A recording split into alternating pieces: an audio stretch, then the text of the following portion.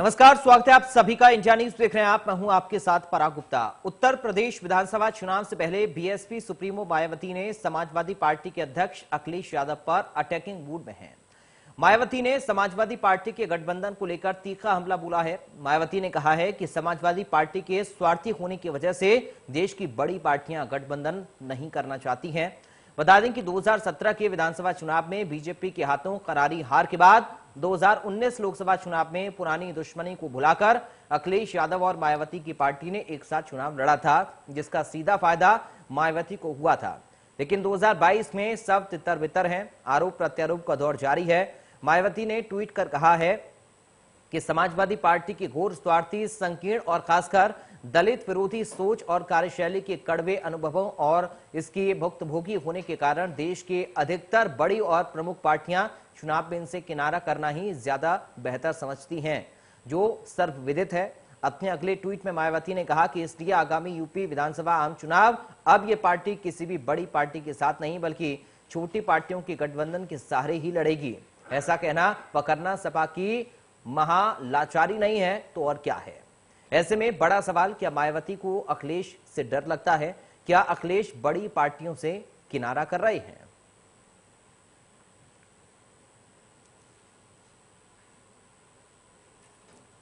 उत्तर प्रदेश की जनता बदलाव चाहती है।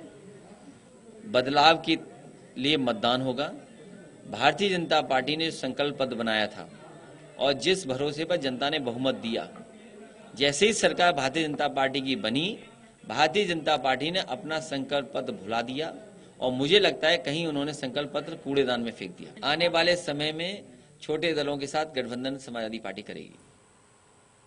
तो आपने सुना, अखिलेश यादव ने मायावती के इस ट्वीट के बाद अपना बयान भी जारी किया है। दरअसल मायावती की ओर से लगातार एक के बाद एक दो ट्वीट किए गए हैं और साथ ही समाजवादी पार्टी पर मायावती ने निशाना साधा। समाजवादी पार्टी पर अटैकिंग मूड में मायावती इस वक्त नजर आ रही हैं। हालांकि मायावती की ओर से कहा जा रहा है कि जो अनुभव समाजवादी पार्टी के साथ उनका रहा वो बिल्कुल भी अच्छा नहीं था, इसलिए अब कोई भी बड़ी पार्टी सपा के साथ गठबंधन नहीं करना चाहती है। इसलिए समाजवादी पार्टी छोटे छोटे दलों को साथ लेकर चुनाव लड़ने की तैयारी कर रही है। तो उत्तर प्रदेश में विधानसभा चुनाव नजदीक हैं और अब सियासत भी तेज हो गई है। आरोप प्रत्यारोप का दौर लगातार चल रहा है। एक दूसरे के ऊपर निशाने साधे जा रहे हैं। पार्टियां एक दूसरे को घेरने में लगी हुई हैं और अखिलेश यादव को लेकर, समाजवादी पार्टी को लेकर मायावती इस वक्त अटैकिंग मूड में नजर आ रही हैं और समाजवादी पार्टी को उन्होंने घोर स्वार्थी बता दिया है और कहा कि ये महालाचारी ही है अखिलेश की, जो बड़ी पार्टियों से किनारा कर रहे हैं। आखिर क्यों? और छोटी पार्टियों के साथ मिलकर चुनाव लड़ रहे हैं। तो ये ट्वीट हम आपको लगातार दिखा रहे हैं। मायावती की ओर से ये दो ट्वीट किए गए हैं, एक के बाद एक दो ट्वीट मायावती ने किए। अखिलेश यादव और समाजवादी पार्टी को लेकर ये ट्वीट किए मायावती ने और निशाना भी साधा। तो इसके बाद अखिलेश यादव का बयान भी सामने आया। बयान भी हमने आपको सुनाया मायावती के ट्वीट को लेकर। लगातार अब समाजवादी पार्टी के मुखिया अखिलेश यादव का बयान भी सामने आया है। मायावती ने अपने ट्वीट में लिखा कि समाजवादी पार्टी की घोर स्वार्थी, संकीर्ण और खासकर दलित विरोधी सोच और कार्यशैली के कड़वे अनुभवों और इसकी भुक्तभोगी होने के कारण देश की अधिकतर बड़ी और प्रमुख पार्टियां चुनाव में इनसे किनारा ही करना ज्यादा बेहतर समझ रही हैं, जो कि सब जानते हैं। इसलिए आगामी यूपी का जो विधानसभा चुनाव है, ये पार्टी किसी भी बड़ी पार्टी के साथ नहीं बल्कि छोटी पार्टियों के गठबंधन के सहारे ही लड़ेगी। ऐसा कहना और करना सपा की महालाचारी नहीं है तो और क्या ही, ये सवाल भी मायावती की ओर से पूछा गया है। तो मायावती ने एक के बाद एक दो ट्वीट किए हैं। समाजवादी पार्टी को लेकर ये ट्वीट मायावती ने किए। अखिलेश यादव को घेरती हुई मायावती नजर आई हैं। तो दलित विरोधी भी अखिलेश यादव को मायावती ने बता दिया है और बताया कि जो उनका अनुभव रहा समाजवादी पार्टी के साथ वो ठीक नहीं था और इसलिए देश की अधिकतर बड़ी और प्रमुख जो पार्टियां हैं वो चुनाव में समाजवादी पार्टी से किनारा ही करती हुई नजर आ रही हैं। तो आज ट्वीट के साथ मायावती का जो ट्वीट सामने आया उसके साथ अखिलेश यादव का बयान भी हमने आपको सुनवाया है। अखिलेश यादव ने भी इस मुद्दे पर अपना बयान दिया है, क्योंकि अब उत्तर प्रदेश में विधानसभा का चुनाव नजदीक है और ऐसे में एक दूसरे पर सियासी हमले, जुबानी हमले लगातार हो रहे हैं और सवाल एक दूसरे पर उठाए जा रहे हैं। पार्टियां एक दूसरे को कटघरे में खड़ा कर रही हैं। तो सवाल यही है कि आखिर आने वाले चुनाव में क्या कुछ और रंग देखने को मिलते हैं, क्योंकि इससे पहले जब मायावती की पार्टी बीएसपी और समाजवादी पार्टी ने मिलकर चुनाव लड़ा, इसके बाद बसपा को फायदा इस चुनाव में जरूर हुआ था, लेकिन उसके बाद अब समाजवादी पार्टी और बीएसपी का कोई गठबंधन नहीं है, बल्कि BSP supremo Mayawati Samajwadi party और अखिलेश यादव को घेर रही हैं, दलित विरोधी बता रही हैं।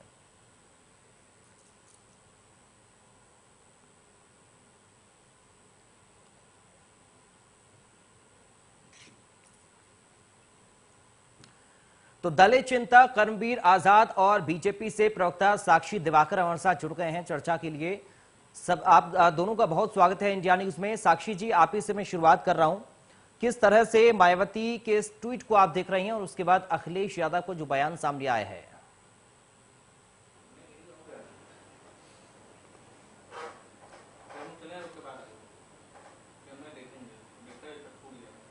साक्षी जी, आप सुन पा रही हैं मुझे?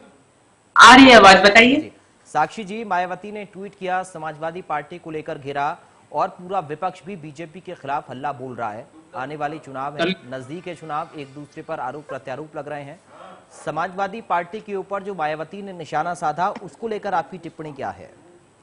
ये जो दोनों पार्टियां हैं, ये पंचायत से लेकर लोकसभा तक सभी चुनाव हार चुकी है। अब इनकी अस्तित्व की लड़ाई है। तो ये एक दूसरे के ऊपर विवादित बयान देके जनता की नजरों में आना चाहते हैं, ताकि ये सुर्खियों में बने रहना चाहते हैं। इसके अलावा इनके पास और कोई चारा बचा नहीं है। और रही बात मायावती जी की और इनके आपस में लड़ाई की, देखिए सपा के बारे में सब जानते हैं कि इनका परिवार में कलह शुरू से ही चलती आ रही है। पहले चाचा भतीजे में लड़ाई थी, अब बुआ भतीजे में हो गई है। तो कभी दोस्ती कर लेते हैं, कभी लड़ाई हो जाती है, तो इन लोगों में आपस की खिचड़ी पकती ही रहती है। ठीक है, हमारे साथ कर्मवीर आजाद भी हैं, दलित चिंतक हैं। कर्मवीर आजाद जी, क्या खिचड़ी पकती हुई आपको नजर आ रही है? क्योंकि बीजेपी तो यही कह रही है कि पहले दोस्ती और उसके बाद अब एक दूसरे को तेवर दिखाए जा रहे हैं, सियासी कटाक्ष एक दूसरे पर हो रहे हैं। समाजवादी पार्टी को लेकर जो मायावती ने कहा है, उससे कितना इत्तेफाक आप रखते हैं?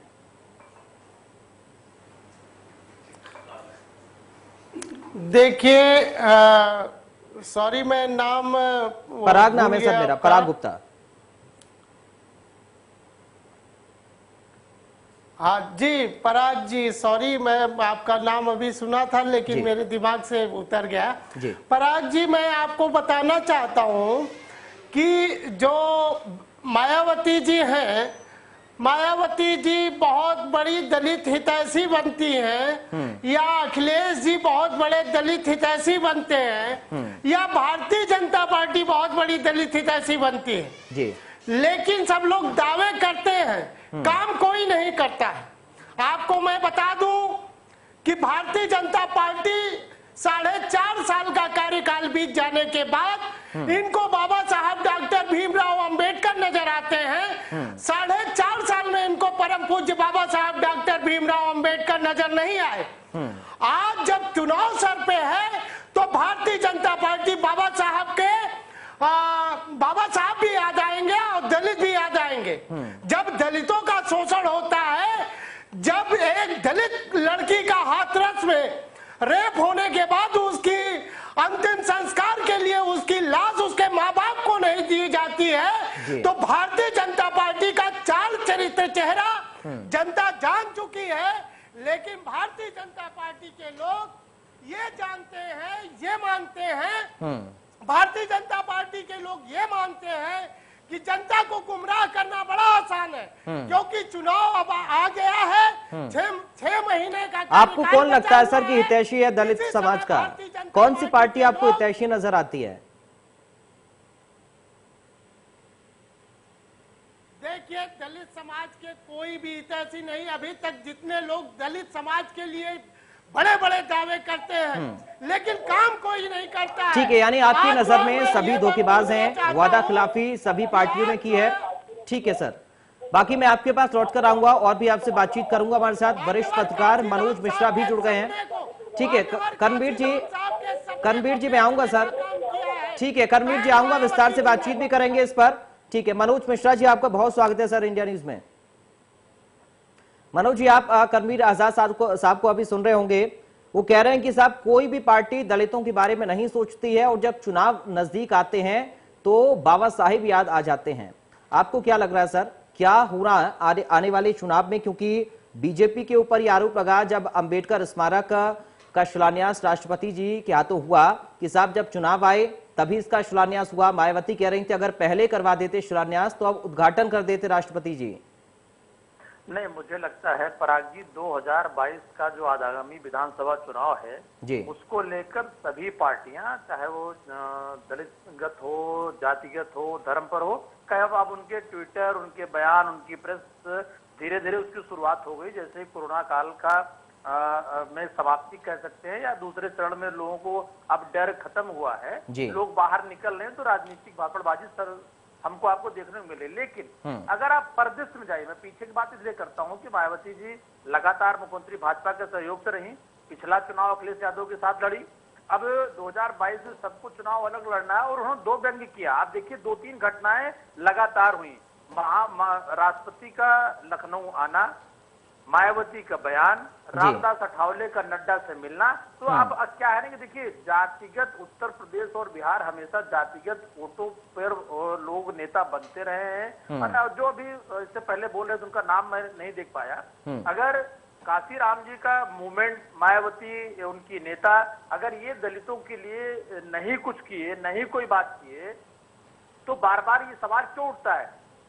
पराग जी देखिए, मैं फिर कहना चाहूंगा, Bharatiya Janata party, Congress, Samajwadi party, Bahujan Samaj party, इनको ये पता है कि किनके गठबंधन से, किन जातियों के सहयोग से और किन जातियों के बिखराव से या जुड़ाव से हम सरकार या सत्ता तक पहुंचते हैं, और ये उसी का एक पार्ट है। कल कहीं न कहीं जिला पंचायत चुनाव के परिणाम आ जाएंगे, अब सीधे विधानसभा चुनाव सबके सामने है। 2022 भारतीय जनता पार्टी के लिए अपनी सरकार बचाने की अखिलेश अभी मुख्य विपक्षी रूप में अगर हम बात कर लें समाजवादी पार्टी रही है। कारण ये था कि मायावती लगातार गठबंधनों में, पिछली बार अखिलेश के साथ गठबंधन करके जिस तरह लोकसभा में उनको ज्यादा सीटें मिली, अखिलेश जी पर आरोप प्रत्यारोप भी होते रहे। तो पराग भाई इतना मान के चलिए कि ये जातिगत बयानबाजी, जातिगत वोट अपनी पार्टियों को साधने को लेकर सबको सब याद आएंगे, ब्राह्मण सभा से लेकर के, दलित सभा से लेकर के, यादव से लेकर, मुसलमान से लेकर, आप देखिएगा क्योंकि यूपी हमेशा और मनोज जी उत्तर प्रदेश में तो हम कब से देखते आ रहे हैं जातिगत राजनीति होती है। चुनाव जब नजदीक आते हैं तो इस तरह के आरोप प्रत्यारोप एक दूसरे के ऊपर भी लगते हैं, क्योंकि पार्टियां सबको अपना बताकर, अपना हितैषी खुद को बताकर जाहिर तौर पर वोट बैंक लूटना चाहती हैं। साक्षी जी, मैं आपके पास आऊंगा। समाजवादी पार्टी से प्रवक्ता भी हमारे साथ जुड़ गए हैं, विवेक साइलस। विवेक जी, आपका बहुत स्वागत है सर इंडिया न्यूज में। विवेक साइलस साहब, समाजवादी पार्टी के ऊपर, अखिलेश यादव के ऊपर मायावती ने बड़े आरोप लगाए हैं, कह रही हैं कि साहब ये दलित विरोधी हैं और इनके साथ जो उन्होंने काम किया, यानी कि आपकी पार्टी के साथ मिलकर जो पहले चुनाव में मायावती ने चुनाव लड़ा था, तो कह रही हैं कि अनुभव अच्छा नहीं था हमारा, और इसी वजह से यही रीजन है, यही कारण है कि जो बड़ी और विशेष पार्टियां हैं वो इनके साथ नहीं जा रही हैं, तो अब छोटे छोटे दलों को ये लोग इकट्ठा कर रहे हैं। देखिए पराग जी, जहां तक समाजवादी पार्टी का सवाल है तो समाजवादी पार्टी के राष्ट्रीय अध्यक्ष श्री अखिलेश जी ने इसको पहले ही 1 साल पहले ही क्लियर कर दिया था जी कि हम किसी बड़े दल के साथ कोई भी गठबंधन नहीं करेंगे, हम छोटे दलों के साथ चलेंगे। तो ये जो मायावती जी का स्टेटमेंट है हमको ठीक नहीं लगता है। मायावती जी एक प्रदेश की और देश की बड़ी नेता, परंतु अब ये लगता है कि बहुजन समाज पार्टी अब उत्तर प्रदेश में टूट चुकी है, और बहुजन समाज पार्टी के अगर आप अधिकांश नेता देखें या विधायक देखें, सब समाजवादी पार्टी में भारी संख्या में आ रहे हैं, इसको तो कोई मना नहीं कर सकता। कल ही बीएसपी के बहुजन समाज पार्टी के विधायक ने हमारे राष्ट्रीय अध्यक्ष श्री अखिलेश जी का जन्मदिन भी बहुत धूमधाम से मनाया। और कौन स्वार्थी है ये तो आम जनता भली भांति जानती है। 19 के चुनाव में आप देखें तो एक भी सांसद बहुजन समाज पार्टी का नहीं था। समाजवादी पार्टी के दम पे 10 सांसद जीत के आए, बड़ी अच्छी बात है, अच्छी बात है, हम उसका विरोध नहीं कर रहे हैं। और बिना बात के बिना किसी रीजन के उन्होंने तत्काल गठबंधन भी तोड़ दिया और अलग हो गई। अगर आप उत्तर प्रदेश के एमएलसी चुनाव देखें तो एमएलसी चुनाव में भी उन्होंने कहा था कि समाजवादी पार्टी को हराने के लिए अगर हमको भारतीय जनता पार्टी का भी साथ देना पड़े तो हम उनका साथ देंगे। और ये मैं बता दूं, स्पष्ट कर दूं, 2022 के चुनाव में फैसला उत्तर प्रदेश की जनता करेगी पराग जी, ना कि मायावती जी या कोई बड़े से बड़ा नेता। वो फैसला नहीं करेगा, फैसला करेगा तो उत्तर प्रदेश का आवाम करेगा। ठीक है साक्षी जी, उत्तर प्रदेश का जो आने वाला विधानसभा चुनाव है, कितनी बड़ी चुनौती के तौर पर बीजेपी इसको देख रही है और क्या खास रणनीति दलितों को साधने के लिए तैयार की जा रही है? देखिए, अभी जो मेन 31 तारीख को जो अभी स्मारक का शिलान्यास हुआ है, उसके बाद एकदम खलबली मच गई है, स्पेशली मायावती जी के लिए, क्योंकि बीएसपी का जो एक वोट बैंक माना जाता है, जब उन्हें लगा कि अब वो मेरे हाथ से खिसक रहा है, तो उनमें एकदम खलबलाहट आ गई। उन्होंने ट्वीट पे ट्वीट कर दिया और अभी उन्होंने अखिलेश जी के खिलाफ ट्वीट किया है। तो मैं उन्हें ये बताना, बीएसपी के जितने भी हमारे प्रवक्तागण हैं, मैं उनको ये बताना चाहती हूँ कि 2015 के बाद से जो पंचतीर्थ हैं अम्बेडकर जी के याद में बनाए गए हैं, वहां जाइए, घूम के आइए, और वहां पे बीजेपी ने कितना काम किया है उन्हें वहां से पता चल जाएगा। तो ये नई राजनीति नहीं है कि हम अचानक 6 महीने रह गए इलेक्शन के इसलिए हम उठ गए और अम्बेडकर जी पे ये स्मारक बना रहे हैं। हम उनकी दिखाए हुए रास्ते पे, उनके आदर्शों पे हम शुरू से ही चलते आ रहे हैं। इसी कारण हमने उनके पंचतीर्थ को इतना महत्व दिया है 2017 के बाद से ही। ठीक है, क्योंकि आजाद साहब भी हमारे साथ जुड़े हुए हैं, कर्मवीर आजाद दलित चिंतक हैं। आजाद साहब, आपकी शिकायत है और मैं चाहूंगा सालिया साहब और साक्षी जी आप भी सुने, क्योंकि इससे पहले जब आप नहीं जुड़े थे तब आजाद साहब बड़ी शिकायत कर रहे थे कि साहब कोई पार्टी दलितों के बारे में नहीं सोचती है और जब चुनाव नजदीक आते हैं तो सभी दलितों का हितैषी खुद को बताते हैं, अम्बेडकर साहब की याद आ जाती है। आजाद साहब, क्या कुछ आपकी दिक्कत है और क्यों आपको किसी पार्टी पर कोई भरोसा नहीं होता है? पराग जी, देखिए, एक बहुत छोटी सी बात मैं बता रहा हूँ। आज उत्तर प्रदेश में, हेलो जी, आपकी आवाज आ रही है सर, बोलिए। आवाज आ रही है पराग जी मेरी? जी जी, आपकी आवाज आ रही है। जी जी पराग जी, मैं आपको बहुत, देखिए, आज आम जनता की आवश्यकता क्या है? शिक्षा, चिकित्सा और रोजगार। जिस चीज पे कोई चर्चा नहीं होती है, आज प्राथमिक विद्यालय जो 2002 में शिक्षा की आवश्यकता को 86वां संविधान संशोधन करके, जब कांग्रेस की सरकार थी, कांग्रेस की सरकार में 86वां संविधान संशोधन करके शिक्षा की अनिवार्यता 6 साल से 14 साल के बच्चों को की गई। आज कोविड के दौरान, कोरोना के दौरान गरीब बच्चों के कौन है जो प्राथमिक विद्यालय में, सरकारी विद्यालय में पढ़ने जाता है? दलित और अति बैकवर्ड के बच्चे पढ़ने जाते हैं, वो उनको शिक्षा से वंचित किया जाता है। परम पूज्य बाबा साहब का नाम ले करके ये लोग वोट बटोरने का काम करते हैं।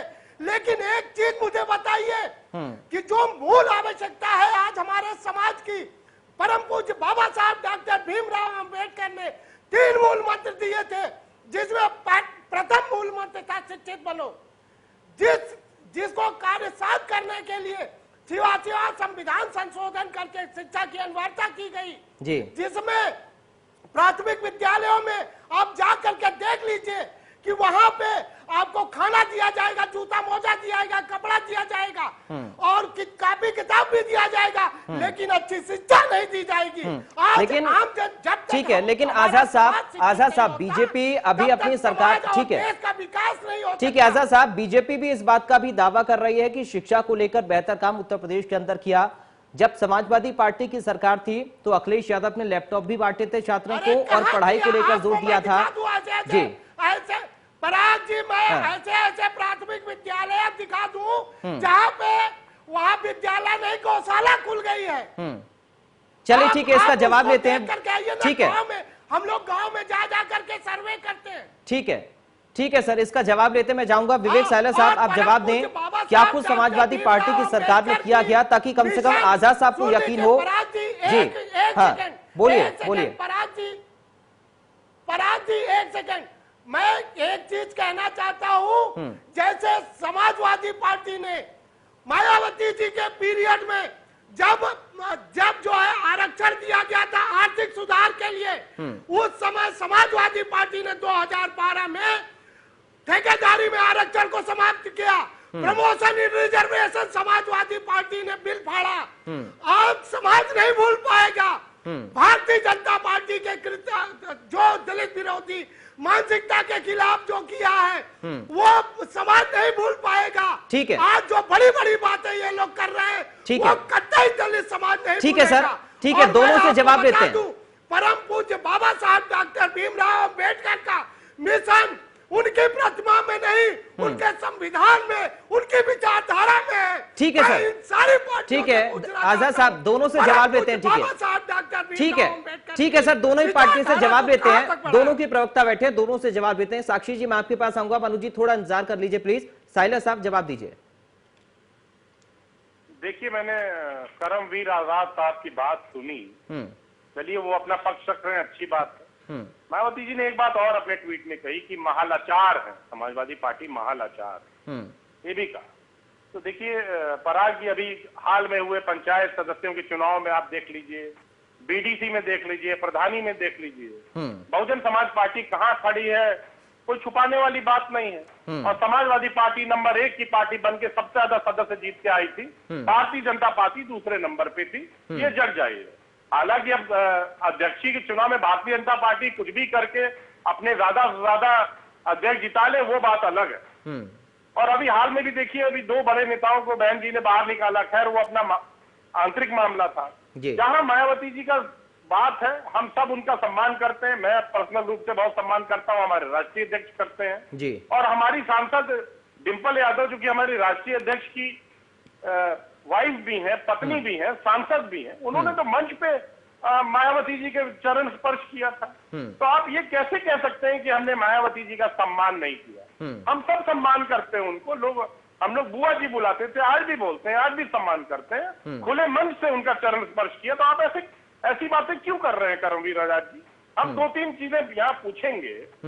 जब दलित बच्चों को मिर्जापुर में नमक रोटी खिलाई जा रही थी मिड डे मील में, और वहां पर जो पत्रकार था उसको जेल में डाल दिया गया, तो बहुजन समाज पार्टी कहीं नहीं नजर आई। जब मुसहर समाज के लोग घास की रोटी खाते हुए आदरणीय प्रधानमंत्री जी के लोकसभा क्षेत्र वाराणसी में मिले, उसको भी किसी ने रिपोर्ट किया, किसी पत्रकार ने, उसके ऊपर रासुका लग गई। तब बहुजन समाज पार्टी कहां थी? प्रधानमंत्री जी का गोद लिया हुआ गांव जयापुर आदर्श गांव नहीं हो पाया, एक महिला पत्रकार ने उसको रिपोर्ट किया, उसको भी आपने एफआईआर कर दी, वो भी छोड़ दीजिए। देवरिया में जब एक दलित की बच्ची पोछा लगाते हुए देखी गई अस्पताल के अंदर, जिस पत्रकार ने रिपोर्ट किया उसके ऊपर रासुका लगा के उसको जेल में डाल दिया, तब मायावती जी कहां थी? हाथरस का कांड देख लीजिए, उन्नाव का कांड देख लीजिए, सोनभद्र का कांड देख लीजिए, शाहजहांपुर का कांड देख लीजिए, आगरा का देख लीजिए, यहाँ सब भदोही का देख लीजिए, यहाँ जितनी भी मैं नाम ले रहा हूँ, बांदा का देख लीजिए, प्रयागराज का देख लीजिए, कितने नाम लूं, फतेहपुर का देख लीजिए। यहाँ दलितों पे असंख्य अत्याचार हुए योगी जी की सरकार में। मैं कह रहा हूँ मायावती जी कहाँ थी? हमारी और हमारी टीम तो हर जगह लगी है, हर जगह जा रहे हैं, हर गांव में जा रहे हैं, लोगों के साथ उड़ बैठ रहे हैं, लेकिन मायावती जी जो अपने आप को दलित का इतना बड़ा हितैषी बताती हैं, बड़े अफसोस के साथ कहना पड़ रहा है पराग जी सॉरी, कि कहीं मायावती जी तो नजर नहीं आई। अब चुनाव आ गया है तो मायावती जी के इस तरह के स्टेटमेंट आने स्टार्ट हो गए हैं, वो इस तरह की बातें कर रही है, लेकिन फिर मैं अपनी बात को दोहराऊंगा कि फैसला करने का काम उत्तर प्रदेश। ठीक है जी, ठीक है साले साहब, देखिए सवाल यही है कि जब चुनाव आया तो सभी पार्टियां आगे आ गईं और बढ़ चढ़कर हिस्सा ले रही हैं इसमें, एक दूसरे पर आरोप लगाने के कोई मौके नहीं छोड़ना चाहती हैं। साक्षी जी मैं चाहूंगा आप जवाब दें करमवीर जी की बात का भी और साइलर साहब की बात का भी। देखिए इन लोगों को अभी तो आपस में ही, क्योंकि ये पहले तो आपस की ही लड़ाई अभी जारी रख रहे हैं। इन लोगों को मालूम है कहीं से कहीं तक मुकाबला बीजेपी से है ही नहीं, इनकी अस्तित्व की लड़ाई आपस में ही खत्म हो जाती है। तो ये बीजेपी से किसी प्रकार का इस समय इन लोगों ने कोई आरोप नहीं लगाया है। लेकिन फिर भी जैसा कि हमारे इससे पहले जो प्रवक्ता बोले थे, सपा प्रवक्ता से पहले जो हमारे प्रवक्ता बोले थे, दलित चिंता के कबीर आजाद, जी जी जी, तो मैं उनको ये बताना चाह रही हूँ कि बीजेपी की जो मानसिकता है, उसकी कार्यशैली है, वो सबका साथ, सबका विकास और सबका विश्वास साथ में लेके चलती है।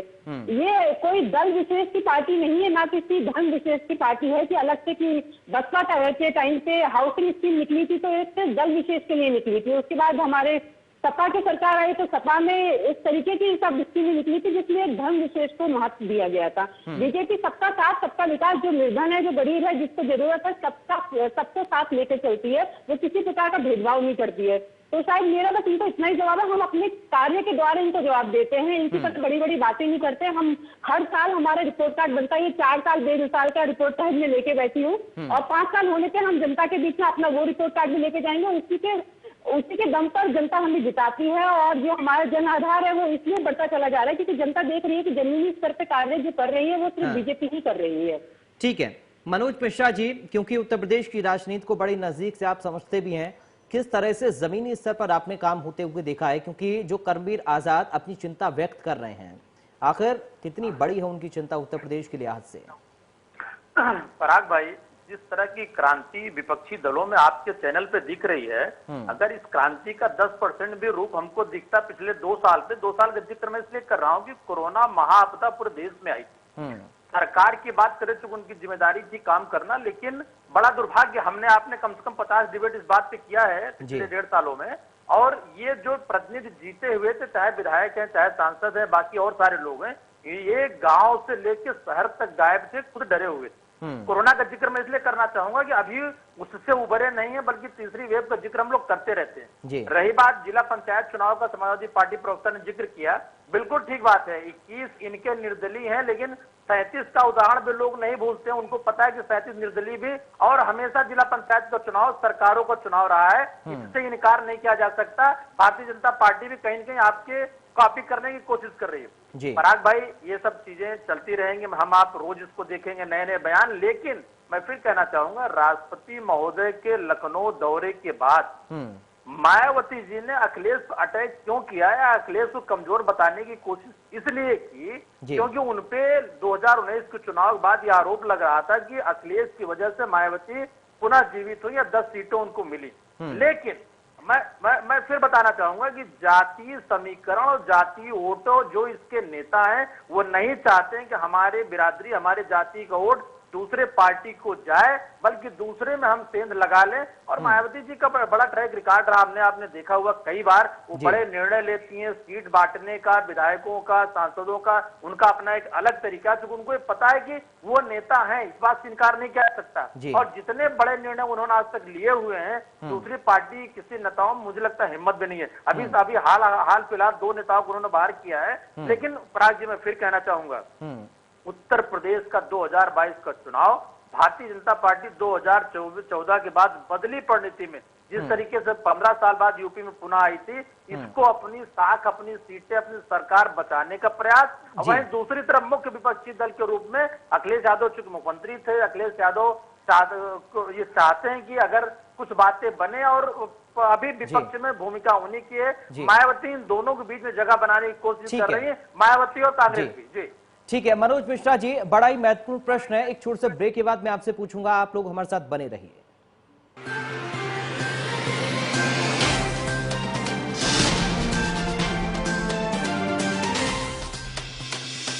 एक बार फिर से आप सभी का चर्चा में स्वागत है। लगातार हम बातचीत कर रहे हैं आने वाली विधानसभा चुनाव और मौजूदा दौर में जो सियासी बयानबाजियां एक दूसरे के ऊपर राजनीतिक पार्टी कर रही हैं।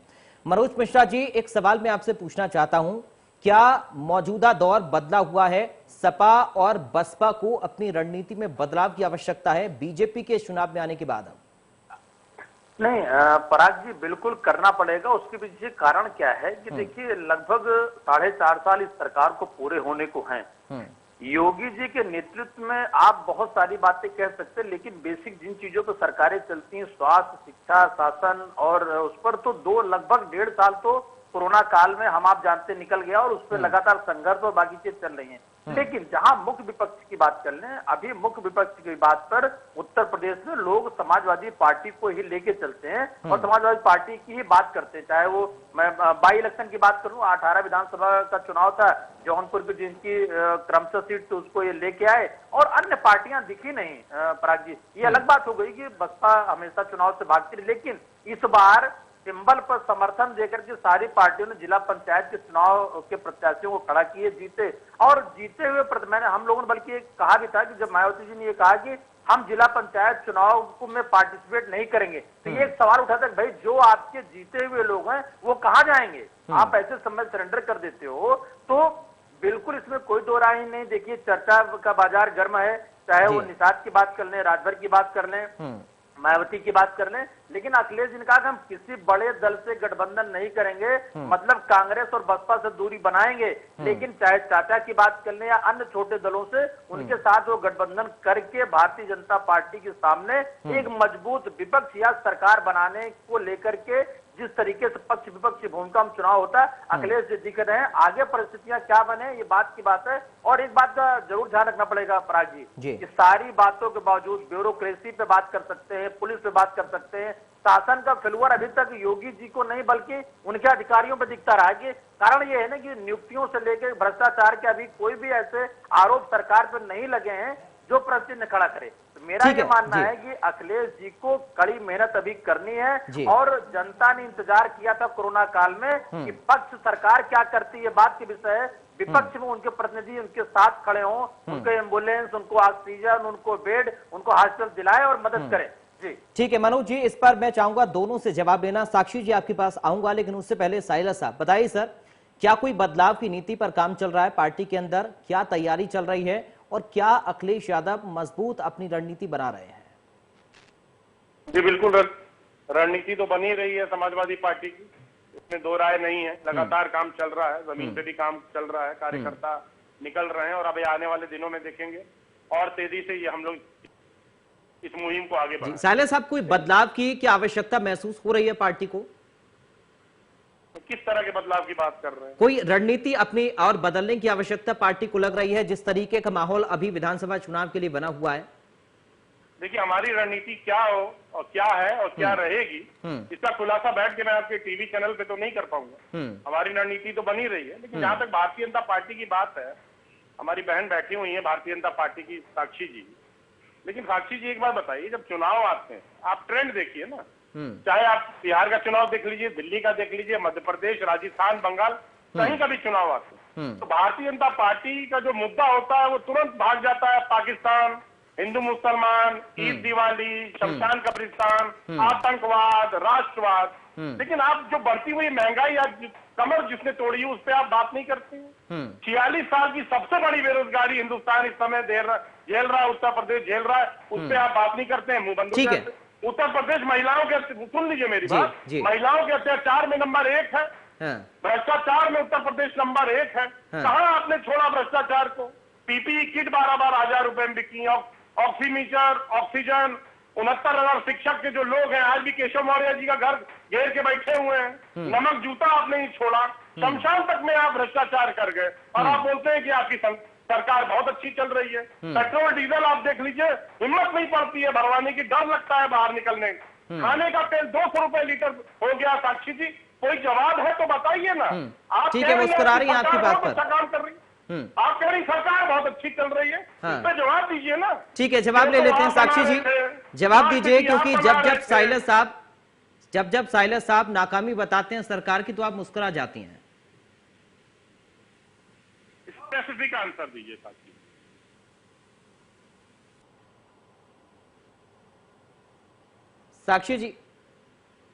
साक्षी जी लगता है तकनीकी कुछ दिक्कतें, आपकी आवाज नहीं आ रही है, दोबारा मैं आपके पास आऊंगा।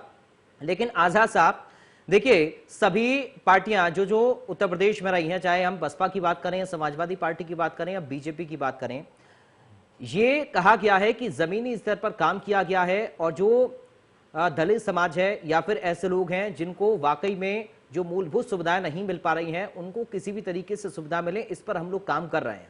आने वाले चुनाव में किस तरीके से आप माहौल को देख पा रहे हैं? जो सभी पार्टियां हैं उनका स्टैंड आपको क्या नजर आता है?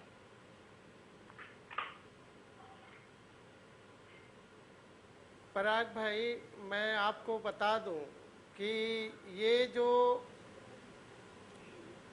अभी चाहे वो भारतीय जनता पार्टी हो, चाहे समाजवादी पार्टी हो, चाहे बहुजन समाज पार्टी हो, बहुजन समाज पार्टी का निर्माण जो हुआ था वो परम पूज्य बाबा साहब डॉक्टर भीमराव अंबेडकर के मिशन को लेकर के मान्यवर काशीराम साहब ने किया था। लेकिन आज वो बहुजन समाज पार्टी पूरी तरह से एक प्राइवेट फैक्ट्री बन गई है। दलित समाज धीरे धीरे वो बेचारा ललसाई हुई निगाहों से वो किसी दल को ढूंढ रहा है, अपने नेता को ढूंढ रहा है कि कब हमारा दूसरा मान्यवर काशीराम साहब नजर आएंगे जिससे हमारे समाज का उत्थान हो सके। लेकिन आज मैं बता दूं, सबसे ज्यादा अगर उत्पीड़न प्रताड़ना केवल किसी भी दल की सरकार हो, चाहे समाजवादी पार्टी की ही सरकार हो, समाजवादी पार्टी को तब एहसास हुआ, माननीय अखिलेश जी को तब एहसास हुआ 20 मार्च 2017 को जब माननीय योगी आदित्यनाथ जी ने उनके 5 कालिदास मार्ग को गौमूत्र और गंगा जल से धुलवाया, तब उनको एहसास हुआ कि मैं बैकवर्ड हूं। उसके पहले वो अपने आप को फॉरवर्ड समझते थे। फॉरवर्ड के समझने के लिए वो जो है दलितों के ऊपर बहुत बड़ा अत्याचार हुआ उस दौरान। अब आगे क्या करते हैं इसके लिए तो मैं नहीं कह सकता हूँ। ठीक है, सोचिए, दलित के लिए जब 2007 में बहुजन समाज पार्टी की पूर्ण बहुमत की सरकार बनी, तो दलितों के आर्थिक उत्थान के लिए वो ठेकेदारी में आरक्षण दिया गया। आज भारतीय जनता पार्टी ना ही उस आरक्षण पे कोई काम कर रही। आज एक बात बताइए, क्या हम लोगों को जीने का हक नहीं है? हम लोग दलित हैं, हम लोगों को ठेकेदारी करने का, व्यापार करने का, मोटर चलाने का, ट्रक चलाने का हक नहीं है? जिस जीरो टॉलरेंस की भारतीय जनता पार्टी बात करती है, आज मैं आपको बता दूं पराग जी, वो जीरो टॉलरेंस की माननीय योगी आदित्यनाथ और माननीय प्रधानमंत्री श्री मोदी जी के जीरो टॉलरेंस की धज्जियां सारे ब्यूरोक्रेट, सारे विभाग, आज बता दीजिए जो भ्रष्टाचार का ग्राफ है, मैं कोई ऐसा मुझे विभाग आप बताइए, मैं बता। ठीक है, इस पर जवाब ले लेते हैं। ठीक है, 1500 से ज्यादा आरटीआई के द्वारा 15 पराग जी एक सेकेंड, 1500 से ज्यादा मैंने आरटीआई मांगी है। और आज की डेट में 2017 के बाद जो जीरो टॉलरेंस की बात करते हैं, हर जगह भ्रष्टाचार का ग्राफ 100% ज्यादा हो गया है। ठीक है, साक्षी जी जवाब दीजिए। यही है भारतीय जनता पार्टी, सबका साथ सबका विकास की सरकार। ठीक है, क्योंकि मेरा कनेक्शन कट गया था, लेकिन मैं इनको बस इतना ही जवाब देना चाहती हूँ कि देखिए, जनता अगर दलित विरोधी सोच भाजपा की होती तो क्या 2017 का रिजल्ट ऐसा होता? उसके बाद क्या 2019 का रिजल्ट ऐसा होता? तो ये पार्टी भेदभाव में कहीं से कहीं तक यकीन नहीं करती है, सबको साथ लेके चलती है।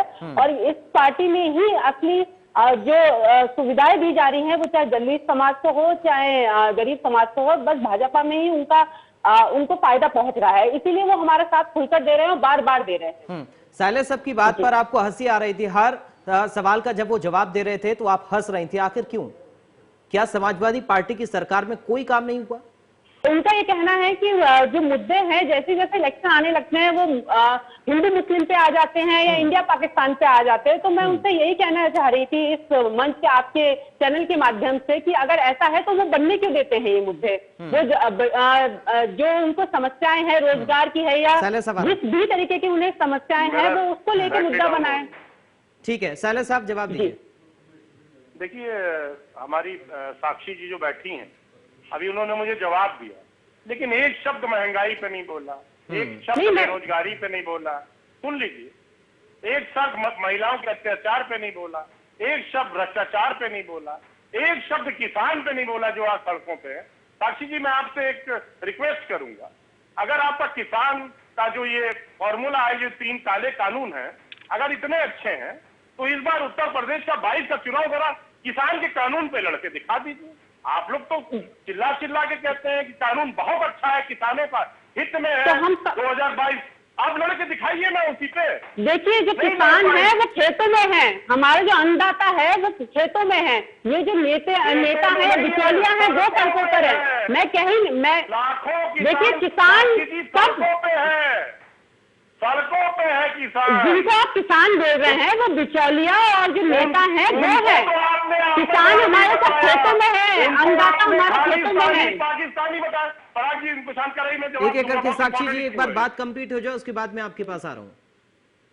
देखिए पराग जी, भारतीय जनता पार्टी वो पार्टी है जो किसानों को आतंकवादी भी बोलती है, खालिस्तानी, पाकिस्तानी, और यहाँ तक कि प्रधानमंत्री जी ने आंदोलनजीवी का भी नाम दे दिया। ये तो इनके विचार है किसानों के ऊपर, और ये कहते हैं कि हम किसानों की हितैषी हैं। डीजल बढ़ा दिया किसानों का, किसानों की बिजली कितनी महंगी कर दी, 7.5 किलोवाट का कनेक्शन आज 1.5 लाख रुपए में मिल रहा है किसान को, जो पिछली सरकार में 19,600 रुपए में मिलता था। और आप कहते हैं कि भैया हम किसानों के बहुत हितैषी है। कहाँ आप हितैषी हैं? डीजल, पेट्रोल और एलपीजी पे बात करेंगे। कड़वा तेल 200 रुपए लीटर बिक रहा है मैडम, दाल 150 रुपए किलो मिल रही है, कुछ अंदाजा है आपको? व्यापार ठप पड़ा है। 23 करोड़ लोग हिंदुस्तान में गरीबी रेखा के नीचे आ गए हैं मैडम जी, कुछ बोलिएगा। बस काम बहुत अच्छा किया है, बताने को कुछ नहीं है। 4.5 साल में 500 एक्सप्रेसवे की बात करते हैं, कहां से चढ़ना है, कहां उतरना है मैडम बता दीजिए, मैं चला जाता हूं। हमने तो फाइटर जेट उतार दिया एक्सप्रेसवे पे, हरकुलिस जैसा विमान उतार दिया, आप A380 उतार देते, कौन रोक रहा था आपको? ठीक है, जवाब देना चाह रहे हैं साक्षी जी। हाँ। देखिए, इन्होंने जब सपा का कार्यकाल था तो इन्होंने एक हाईवे बना दिया, ये उसी के बारे में बार बार बोलते रहते हैं। तो मेरा इनके पास इतना कहना है, जो जनता है वो गांव में रहती है, देहात में रहती है, शहरों में रहती है, वहां से कनेक्शन करना था हमारा काम। ठीक है, जितना रिकॉर्ड प्लीज आप मुझे बोलने दीजिए। साइला साहब आप बोल लीजिए, उसके बाद मुझे। अच्छा, जवाब सुन लेते हैं साक्षी जी का, उसके बाद मनोज जी आपके पास है। ठीक है साक्षी जी, जल्दी से अपना जवाब कंप्लीट करें। देखिए, इनको तो पहले सबसे बड़ा है कि मेजोरिटी से जो पार्टी जीती है वो सपा जीती है, लेकिन उसके बाद भी नामांकन तक नहीं करवा पाते हैं। तो इनके बहुत सारे ऐसे जी आप जैसे गुंडों के साथ आपसे। ठीक है सर, अब देखिए चुनाव पर नहीं, पंचायत चुनाव पर नहीं जा रहे हैं, अध्यक्ष चुनाव पर, फिर आप एक दूसरे के ऊपर आरोप लगाएंगे, आपस में झगड़ेंगे। ठीक है, मनोज मिश्रा जी, आपसे मेरा सवाल यह है कि जो अभी जिक्र हो भी रहा था दोनों पार्टी की ओर से, क्या हिंदू मुस्लिम, भारत पाकिस्तान बीजेपी करती है या फिर विपक्ष ऐसा मौका देता है कोई ना कोई ऐसे मुद्दों पर राजनीति करने का, जिस तरह भी साक्षी जी कह रही थी कि आखिर मौका क्यों विपक्ष देता है? पराग भाई, दरअसल 2002 से पहले भारतीय ये धार्मिक दरअसल धार्मिक भावनाओं को लेकर मेरा सवाल है, आखिर क्या धार्मिक भावनाओं के आधार पर चुनाव में पहुंच जाया जाता है जी? या 2003 से पहले एनडीए गठबंधन की सरकार होती थी, तो इतनी पूर्ण बहुमत की सरकार न प्रदेश में ना देश में कभी भाजपा को नहीं मिली। 2014 के बाद बदले हुए ट्रेंड में मोदी जी, अमित शाह या उनके शीर्ष नेतृत्व जो चीजें उनको सूट करती है। और रही बात अभी समाजवादी पार्टी के प्रवक्ता जो बात कह रहे थे, बिल्कुल सही, मैं आपकी बात से सहमत हूं कि चाहे गैस की बात हो, पेट्रोल की बात हो, सरसों तेल की बात हो, इन सब चीजों पे अगर थोड़ा पीछे जाइए 2012-2013 में, तो बहुत सारे बड़े नेता भारतीय जनता पार्टी के नहीं रहे, लेकिन वो चूड़ी और गैस सिलेंडर लेकर के जनपद में उतर गए थे। बिल्कुल। तो कहाँ है विपक्ष? भारतीय जनता पार्टी अगर पक्ष में बेहतर काम अपनी बात करती है तो बेहतर विपक्ष का रोल भी अदा करना उसको आता है। ठीक है पराग भाई, अगर महंगाई, अगर नोटबंदी, अगर जीएसटी की बात भी पूरे देश में भारतीय जनता पार्टी की सरकार बनती जाती है, इसका मतलब है कन्विक्शन पावर उनके नेतृत्व में ज्यादा है। रही बात हम प्रदेश की बात कर ले, प्रदेश में जैसे किसान मुद्दों की भी बात कर रहे थे, देखिए किसान मुद्दे को पश्चिमी उत्तर प्रदेश तक और कुछ लोगों तक सीमित करने का प्रयास किया गया और मोटा मोटा वो हो भी गया। भारतीय जनता पार्टी 2 बातें कहती है, 12 बैठकें करती है, संशोधन करने की बात करती है, लेकिन किसान पूरी तरीके से उसको खत्म करने की बात करते हैं। तो इसका मतलब है कि आप बदलाव बैठ के नहीं करना चाहते, आप चेंज नहीं करना चाहते। भारतीय जनता पार्टी कहती है भाई साहब 2022 तक हम आपकी इनकम दुगनी करेंगे, ये उसका कमिटमेंट है। लेकिन जब किसानों की बात होती, किसान कहता साहब लिख के दे दीजिए 800 में हम धान बेच रहे हैं, आप 1800 की बात करते हैं। कंट्राडिक्ट में जो विपक्ष का रोल होना चाहिए पराग भाई, चाहे वो समाजवादी पार्टी हो, चाहे वो बहुजन समाज पार्टी हो, चाहे देश में मैं कांग्रेस की बात कर लूं, ये मजबूत विपक्ष की भूमिका अदा करने में कहीं न कहीं कुछ न कुछ कमियां हैं, इससे हम इनकार नहीं कर सकते। और रही बात हिंदू मुस्लिम जात धर्म दलित महादलित ओबीसी की बात करना, देखिए उत्तर प्रदेश और बिहार एक ऐसे दो राज्य हैं कि 89 के बाद जब बदलाव आया, मंडल कमंडल और आरक्षण की बात हुई, तो कई ध्रुवों में क्षेत्रीय राजनीति के नक्षत्र बटे। लालू यादव जी की बात कर ले, मैं मुलायम सिंह की बात कर लूं, मैं उसी में से नीतीश कुमार की बात कर लूं, तो चीजें बदलती रही हैं। जब चुनाव आएगा तो ये सब सारी चीजें आपको देखने को मिलेंगी। जो बातें जिसको सूट करती वो बातें करेंगे, क्योंकि कहीं न कहीं सरकार बनाना, चुनाव जीतना, ये सभी पार्टियों का अपना एजेंडा होता है, लोग उस पर काम करते हैं। पराग भाई, आपने कभी सोचा था क्या कि सपा बसपा का गठबंधन होगा? कभी सोचा था सपा कांग्रेस का गठबंधन होगा क्या? लेकिन जब भारतीय जनता पार्टी बदली पड़ी थी, मैं बार बार ये कहने में नहीं भूलता कि जो एनडीए की 10 साल गवर्नमेंट के बाद जब 2014 में मोदी सरकार आई, उसके बाद लगातार राज्यों में ये दरअसल 365 दिन चुनाव लड़ते हैं। ये यूपी में चुनाव 2017 बाद लड़ना शुरू कर दिए थे। ये चुनाव हार जीत के बाद किसी भी राज्य में या देश में, तो अभी भी मेरा यही कहना कि समाजवादी पार्टी की प्रवक्ता मित्र भी हैं और इनकी बातें सही भी है, लेकिन आपकी बातें, पराग जी ने आपसे सवाल पूछा था कि आप अपने पार्टी में बदलाव करेंगे क्या? मेरा सुझाव है कि अखिलेश जी की तरफ अगर लोग देख रहे हैं तो बोलिए जमीन पर उतरें। जनता चाहती कि उनके मुद्दों को आप लोग उठाएं। भाई हम पत्रकार के नाते चाहते हैं कि अगर मजबूत सरकार है तो मजबूत विपक्ष भी हो, प्रदेश में और देश में भी। ठीक है, साइले साहब कुछ कहना चाह रहे हैं, बोलिए सर। नहीं, मैं मनोज मिश्रा भाई की बात से सहमत हूँ कि लेकिन मैंने जैसा आपने पहले ही पूछा था कि हमारा क्या प्लान है, तो बहुत जल्दी आपको दिखेगा कि समाजवादी पार्टी का वैसे कार्यकर्ता जमीन पे है ही, काम हो रहा है, लेकिन और तेजी से काम करने का बस थोड़ा सा समय इंतजार करिए। समाजवादी पार्टी हर जगह आपको सड़कों पे नजर आए। वही देखिए, मनोज मिश्रा जी इसी बात को कह रहे हैं कि जब बीजेपी विपक्ष की भूमिका में बड़ी मजबूती के साथ सड़कों पर उतर सकती है, तो आप लोग क्यों नहीं उतर सकते हैं? जाहिर तौर पर अगर लग रहा है आपको कि महंगाई है या फिर जो तमाम मुद्दे आप लोग गिना रहे हैं, पेट्रोल डीजल हो, चाहे घरेलू गैस के हम दाम की बात करें, तेल की कीमतों की बात करें, महंगाई बढ़ रही है, लेकिन इनको उठाना बेहद जरूरी है और ये काम बड़ी जिम्मेदारी के साथ विपक्ष को निभाना चाहिए। करणवीर आजाद जी, अब मैं आपके पास आ रहा हूं। मुझे लग रहा है बीजेपी से आपको ज्यादा दिक्कत है कुछ, क्योंकि सपा और बसपा को आप थोड़ा बचाकर चल रहे हैं।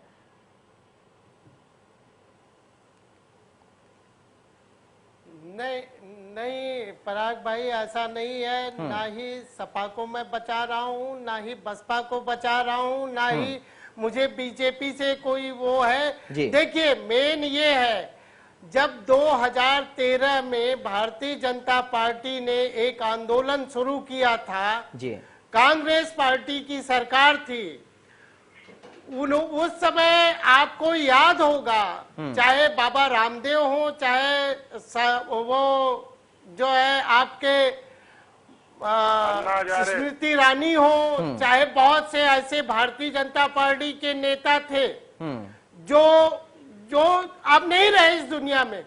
बहुत बड़े बड़े नारे, यहाँ तक कि माननीय प्रधानमंत्री श्री नरेंद्र मोदी जी मंच से चिल्ला चिल्ला के कहते थे डीजल के दाम घटने चाहिए कि नहीं घटने चाहिए, जनता से पूछते।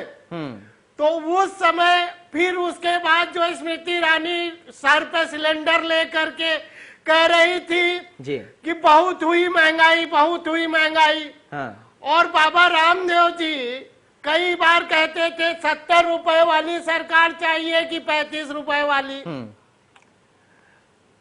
ठीक है, मैं ये पूछना चाहता हूँ, अब ये स्लोगन कहेंगे डीजल नहीं, सुनिए, अब ये स्लोगन कहेंगे कि अब वही स्लोगन फिर से कहें कि डीजल हुआ 100 के पार, अब की बार मोदी सरकार, पेट्रोल हुआ 100 के पार, अब की बार मोदी। ठीक है साक्षी जी, बहुत जल्दी से फाइनल कमेंट आपका। ठीक है आजाद साहब, समय कम है, प्लीज साक्षी जी बहुत जल्दी से प्लीज। देखिए, मैं अपने प्रवक्ता भाई से ये कहना चाहूंगी कि जो ये 2 साल जो कोरोना काल के निकले हैं, उन्होंने उसमें कमियां तो निकाल दी कि ये चीज महंगी हो गई, वो चीज महंगी हो गई। क्या उन्होंने ये सोचा है कि किसान को जो सम्मान निधि दी जा रही है या गरीबों में जो फ्री में राशन बांटा जा रहा है वो सरकार, लेकिन किसान फिर भी सड़क पर है। ठीक है साक्षी जी, हो गया समय कम है, प्लीज मनोज मिश्रा जी बहुत जल्दी से एक फाइनल, क्या महंगाई और जो तमाम मुद्दे अभी विपक्ष यहाँ पर बैठकर गिना रहा है, उठा रहा है, उन पर चुनाव होगा या फिर जो माहौल चल रहा है उस पर चुनाव होगा?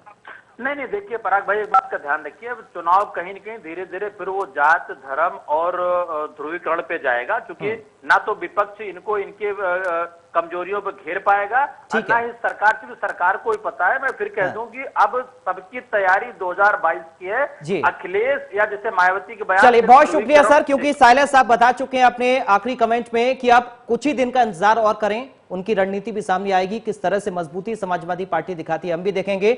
साइलेंस साहब आपका बहुत शुक्रिया, मिश्रा जी आपका बहुत शुक्रिया, साक्षी जी आपका शुक्रिया, आजाद साहब आपका बहुत शुक्रिया शामिल होने के लिए। फिलहाल मुझे दीजिए इजाजत, नमस्कार।